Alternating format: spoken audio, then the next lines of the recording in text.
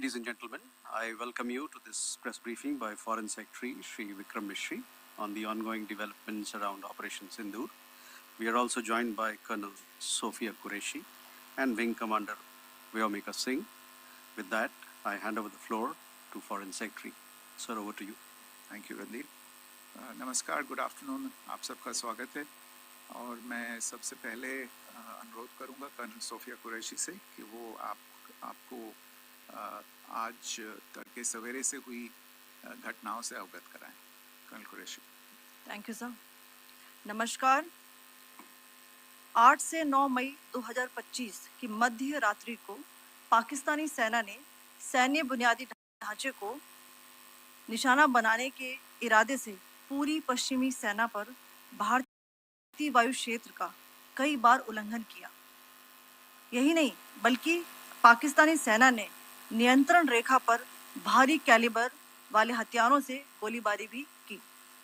अंतर्राष्ट्रीय सीमा और नियंत्रण रेखा पर लेह से लेकर सर क्रीक तक 36 स्थानों पर 300 से 400 लगभग ड्रोनों का इस्तेमाल घुसपैठ का प्रयास करने के लिए किया गया. भारतीय सशस्त्र बलों ने काइनेटिक्स व नॉन काइनेटिक साधनों का उपयोग करके इनमें से कई ड्रोन्स को मार गिराया. इतने बड़े पैमाने पर हवाई घुसपैठों का संभावित उद्देश्य वायु रक्षा प्रणालियों का परीक्षण करना और खुफिया जानकारी इकट्ठा करना था. ड्रोन के मलबे की फोरेंसिक जांच की जा रही है. प्रारंभिक रिपोर्ट्स से पता चलता है कि वे तुर्की के असीस गार्ड सोंगर ड्रोन्स हैं. इसके उपरांत रात में पाकिस्तान के एक सशस्त्र यूएवी ने भटिंडा सैन्य स्टेशन को निशाना बनाने की कोशिश भी की, जिसे पकड़ा गया और उसे निष्क्रिय कर दिया गया. पाकिस्तानी हमले के जवाब में पाकिस्तान में 4 हवाई रक्षा स्थलों पर सशस्त्र ड्रोन्स लॉन्च किए गए. इनमें से एक ड्रोन एडी रडार को नष्ट करने में सक्षम रहा.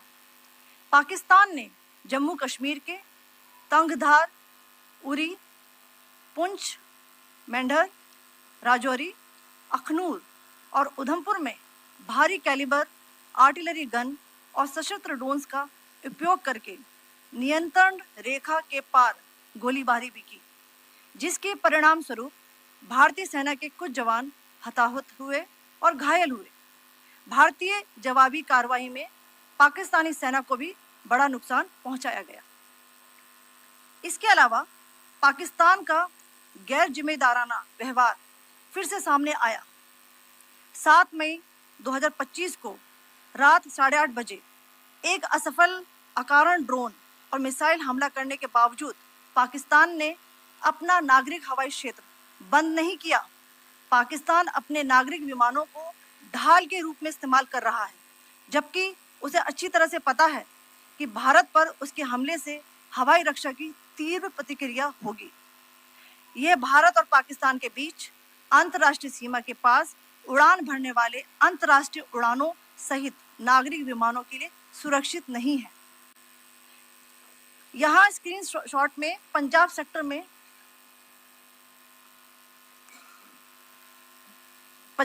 में हाई एयर डिफेंस अलर्ट स्थिति के दौरान एप्लीकेशन फ्लाइट रडार 24 का डेटा दिखाया गया है. जैसा कि आप देख रहे हैं यहाँ पर भारतीय पक्ष का हवाई क्षेत्र घोषित बंद के कारण नागरिक हवाई यातायात से पूरी तरह से रहित है. कराची और लाहौर के बीच के हवाई अड्डे मार्ग पर नागरिक एयरलाइंस उड़ान भर रही है. हाई अलर्ट किया गया है विमान फ्लाइनेस एविएशन का एयरबस 320, जैसा कि आप यहाँ देख रहे हैं, जो कि शाम को 5:50 बजे दमम से शुरू हुआ और रात को 9:10 बजे लाहौर में उतरा. ये सारा डिटेल्स आप यहाँ देख रहे हैं. ये डिटेल्स यहाँ लिखा हुआ है. Can you see this?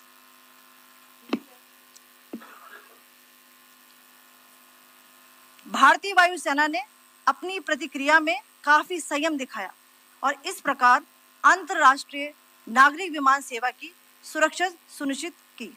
धन्यवाद. जय Hind. So, good afternoon to you all. On the intervening night of 8th-9th May 2025, Pakistan military carried out multiple violations of Indian airspace along the entire western border with an intent to target military infrastructure. Pakistan military also resorted to firing of heavy caliber weapons along the line of control. Along the international border and line of control, drone intrusions were attempted from Leh to Sar Creek at 36 locations with approximately 300 to 400 drones. Indian Armed Forces brought down a number of these drones using kinetic and non-kinetic means. The possible purpose of these large-scale aerial intrusions were to test the AD systems and gather intelligence. Forensic examination of the drone debris is being undertaken. Preliminary reports suggest them to be of Aziz Guard Songa drone of Turkey. Later in the night, an armed UAV of Pakistan attempted to target Bhatinda military station, which was detected and neutralized. In response to the Pakistani attack, armed drones were launched at 4 air defense sites in Pakistan. One of the drones was able to destroy an AD radar. Pakistan also carried out artillery shelling across the line of control using heavy caliber artillery guns and armed drones at Tangdhar, Uri, Poonch, Mendhar, Rajouri, Akhnur, and Udhampur in Jammu and Kashmir area, which resulted in some losses and injuries to Indian Army personnel. Pakistan Army also suffered major losses in Indian retaliatory fire. Additionally, Pakistan's irresponsible behavior again came to fore. Pakistan did not close its civil airspace despite it launching a failed unprovoked drone and missile attack on 7th May at 8:30 hours in the evening. Pakistan is using civil airliners as a shield, knowing fully well that its attack on India would elicit a swift air defense response. This is not safe for the unsuspecting civil airliners, including the international flights, which were flying near IB between India and Pakistan. The screenshot we just showed and we shall share with you, it shows the data of the application Flight Radar 24 during a high air defense alert situation in the Punjab sector. As you have seen, the airspace on the Indian side is absolutely devoid of civil air traffic due to our declared closure. However, there are civil airlines flying the air route between Karachi and Lahore. Amongst the other civil aircraft that you can see, we have highlighted an aircraft which is Airbus 320 of Flynas Aviation, which was originated from Dammam at 1750 hours and landed later at Lahore at 2110 hours in the night. Indian Air Force demonstrated considerable restraint in its response, thus ensuring safety of international civil carrier.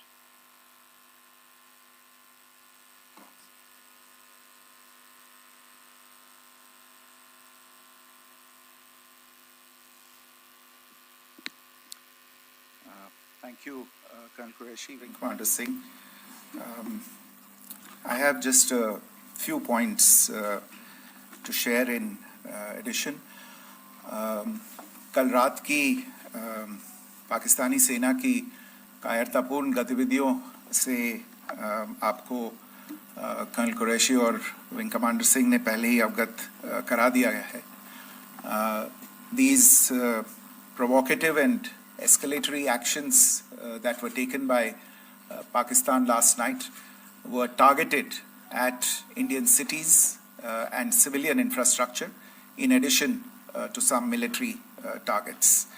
The Indian Armed Forces responded proportionately, adequately and responsibly. ये जो हमले हुए कल रात को भारतीय सैन्य इकाइयों ने पर्याप्त रूप से और एक जिम्मेदाराना रुख अपनाते हुए इन हरकतों का उत्तर दिया.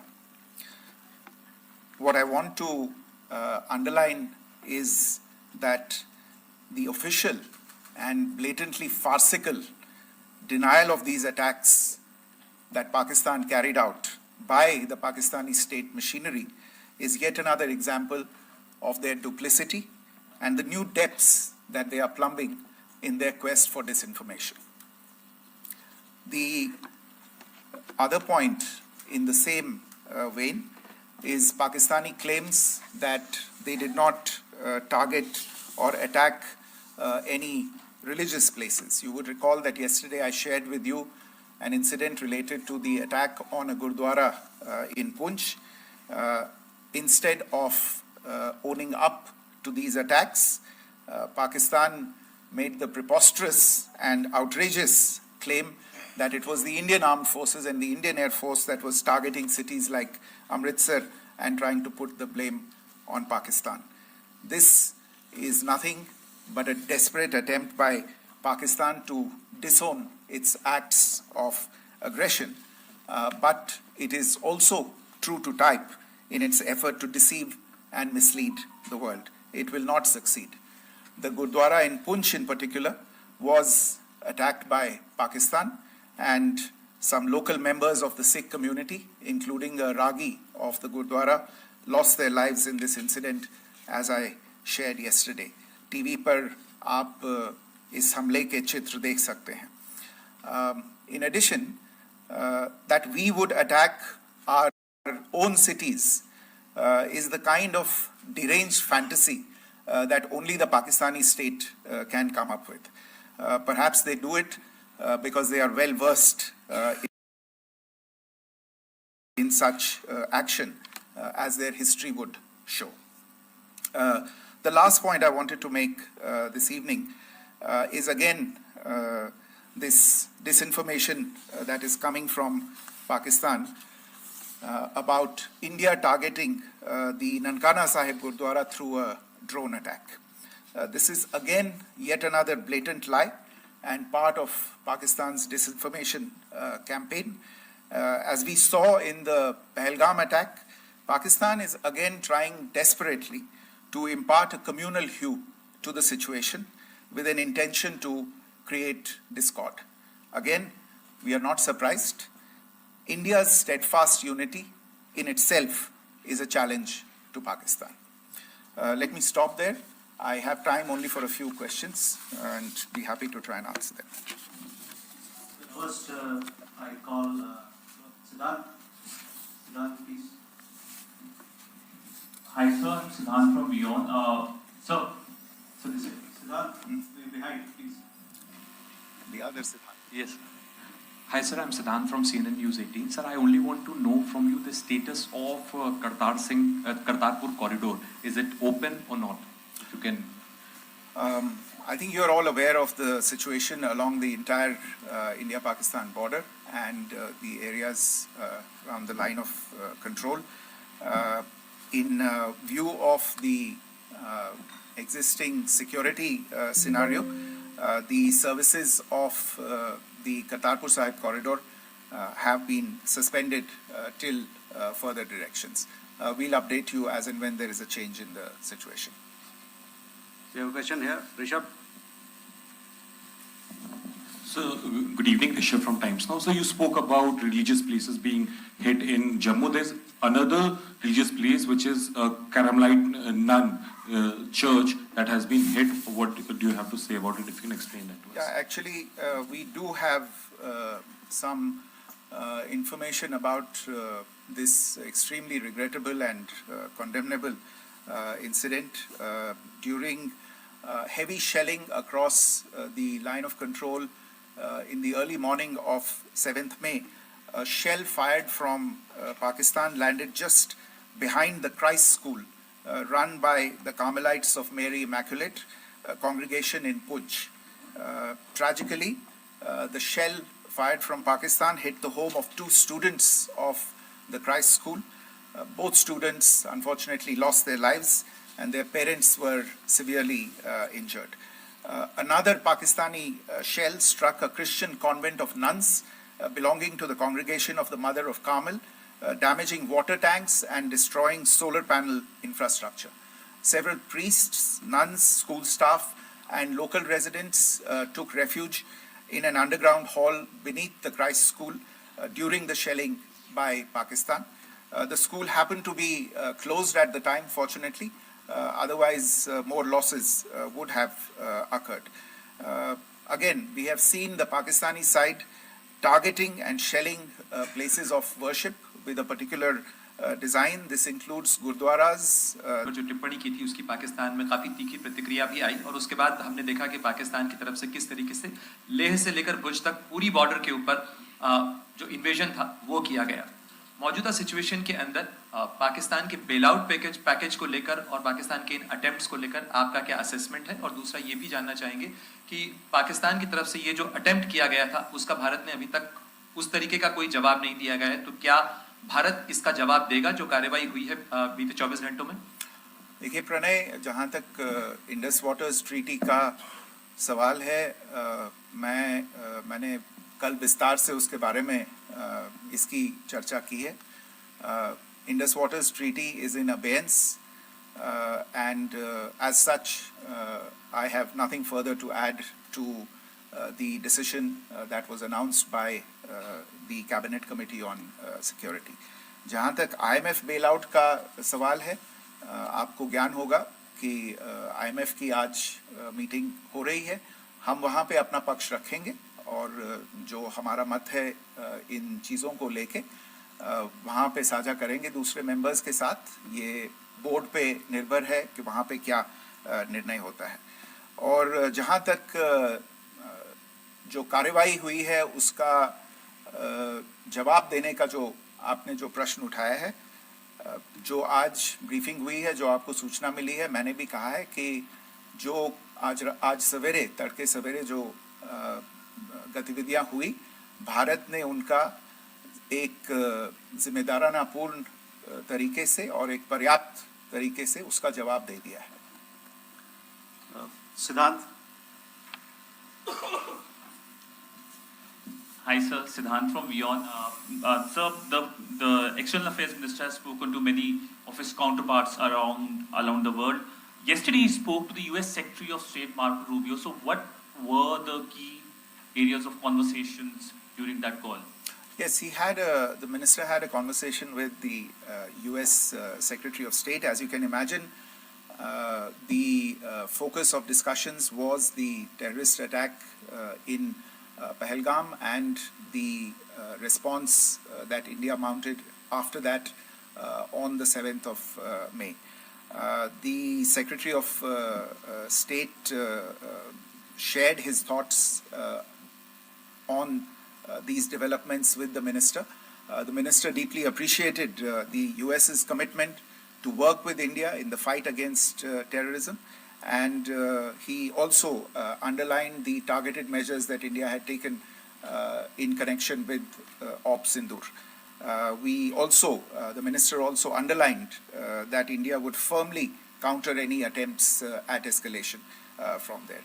But in follow-up to that, as you are aware, there have been a number of other conversations.